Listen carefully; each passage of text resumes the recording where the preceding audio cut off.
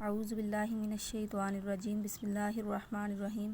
السلام علیکم عزیز طلباء و طالبات، امید ہے کہ آپ سب اللہ تعالیٰ کے فضل و کرم سے خیر و عافیت سے ہوں گے۔ آج ہم اسلامیات کے باب اول کے جز ہاتھ دعائیں زبانی کا مطالعہ کریں گے، جو صفحہ نمبر 10 پہ ہے۔ حاصلات تعلم: اس سبق کی تکمیل پر آپ اس قابل ہو جائیں گے کہ سفر کی دعا، گھر میں داخل ہوتے وقت اور گھر سے نکلتے وقت کی دعا یاد کر سکیں۔ ان دعاؤں کو زبانی یاد کر کے اپنی روزمرہ زندگی میں پڑھنے کے عادی ہو سکیں۔ اللہ تعالیٰ نے قرآن مجید میں اپنے بندوں کو حکم دیا ہے کہ وہ اپنی ضرورت اور حاجت کے لیے اسی سے دعا کریں۔ حاجت، ضرورت مندی۔ ارشاد ربانی ہے۔ ترجمہ: جب کوئی پکارنے والا مجھے پکارتا ہے تو میں اس کی دعا قبول کرتا ہوں۔ سورۃ البقرہ آیت نمبر 186۔ حضرت سلمان فارسی رضی اللہ تعالیٰ عنہ بیان کرتے ہیں کہ رسول صلی اللہ علیہ وآلہ وسلم نے فرمایا، دعا تقدیر کو پھیر دیتی ہے اور نیکی عمر میں اضافہ کرتی ہے۔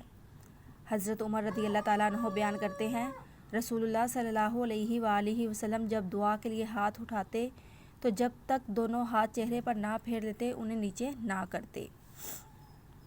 آئیے سواری کی دعا پڑھتے ہیں۔ سبحان الذی سخر لنا ھذا وما کنا لہ مقرنین وإنا الی ربنا لمنقلبون۔ سورۃ الزخرف میں یہ آیت ہے، آیت نمبر 13 تا 14۔ ترجمہ: وہ ذات پاک ہے جس نے اس کو ہمارے تابع کر دیا، ہمارے فرما بردار بنا دیا، اور ہم میں طاقت نہ تھی کہ اس کو بس میں کر لیتے، اور ہم اپنے پروردگار کی طرف لوٹ کر جانے والے ہیں۔ گھر میں داخل ہونے کی دعا: اللہم انی اسألک خیر المولج و خیر المخرج، بسم اللہ ولجنا و بسم اللہ خرجنا علی اللہ، ربنا توکلنا۔ ترجمہ: اے اللہ، میں تجھ سے گھر میں داخل ہونے اور گھر سے نکلنے کی بہتری کا سوال کرتا ہوں۔